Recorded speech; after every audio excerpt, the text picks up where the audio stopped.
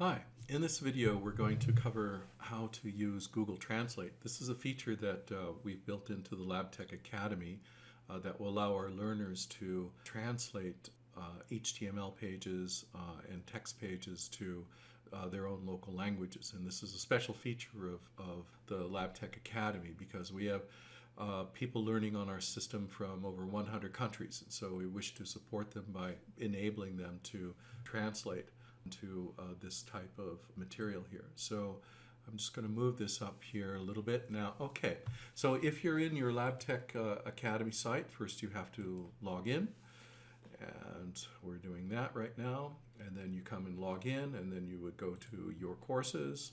Then here I'm going to go to automotive, for example, and we log into automotive, and we shall take the alternator for as an example here. So here we have our alternator, and then we come up into the material.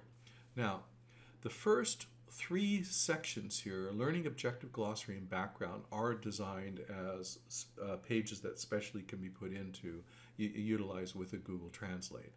The lower sections, formative assessment, animations, component identifications, we're still working on this. This is the game, interactive game format, and it doesn't quite readily lend itself to immediate translations. But in order to do this, I'm just going to move this down a little bit here. Before you can actually translate, if you haven't set up your system to do translation, now I can actually click on here and I can go translate to use the translate feature when I'm in Google Chrome. And this system is designed to use with Google Chrome. But if you don't have your Chrome set up, then what you would do to go up here is you would then look at your search settings. You would go to basically your settings here, and then you open up this page and you come to your settings and you have to enable this. And so you can just look at translate. If you put in translate, and this page will come up, and you go to your language here, you click on this button, and then you see many languages that I go into, Indonesian and Thai and Arabic, etc., like this. So what you need to do is to offer to translate pages that aren't in the language you read. This button needs to be enabled. So you click on this button and you enable that. That should enable you to use the Google Translate features on your Chrome settings.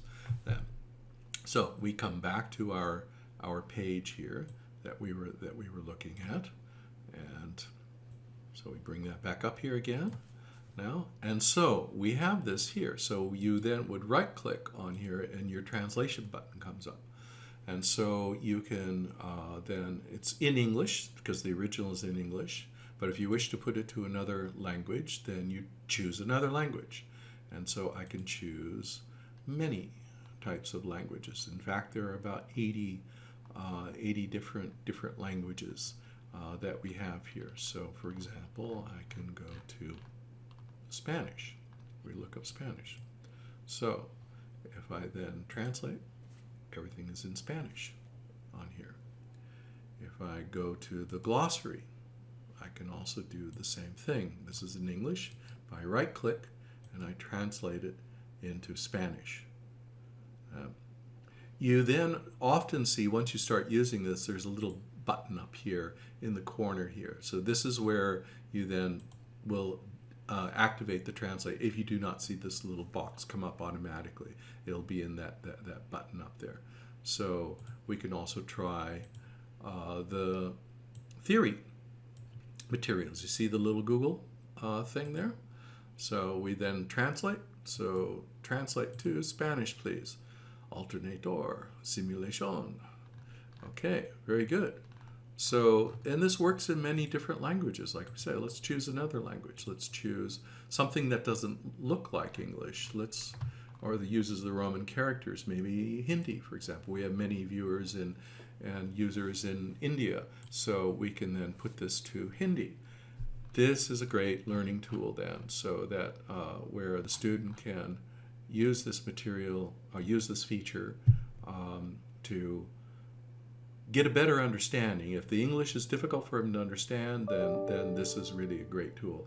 It is not 100% accurate, but it's workable, I think, And we rated about probably 80% on a scale of 1 to 100 of the quality of this. And so it's pretty good. This is also the same type of thing that many news agencies are now using for their translations, and it will only improve. So this is very fantastic. We can even put this in Hindi too as well. So, translate to Hindi. There we go. Yep. And now that is in Hindi. This will work for Arabic too.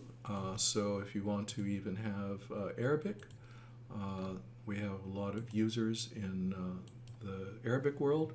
There we have it there. It also works in so many languages here that this will do most of the world and allow, there's even Lao language. There's even Samoan language. In fact, I've never tried Samoan. What does that look like? It's quite interesting. Yeah.